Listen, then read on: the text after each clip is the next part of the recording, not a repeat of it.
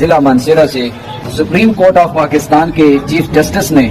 جو قادیانیوں کو رعایت دی ہے اور انہیں تبلیغ کرنے کی کھلی چھٹی دی ہے کہ ہم اس چیف جسٹس کے اس فیصلے کو نہیں مانتے، اس کے فیصلے کو اپنی جوتی کی نوک میں رکھیں، اور جو قادیانیت نواز ہوگا یا قادیانی ہوگا اس بیان کے بعد آپ کے پاس اب تحفظ بھی ہے، ہمارا کھلا اعلان ہے، ہم دیگر پاکستان میں تو نہیں اپنے ضلع مانسہرہ کی بات کر سکتے ہیں کہ آپ اپنی پولیس کو بھی بولیں، اداروں کو بھی بولیں، آرمی کو بھی بولیں کہ ان کی سپورٹ کر کے بحفاظت ذرا یہ تبلیغ کے لیے باہر نکلیں، انشاءاللہ نکلنا ان کا کام ہے، واصل جہنم کرنا ہمارا کام ہے۔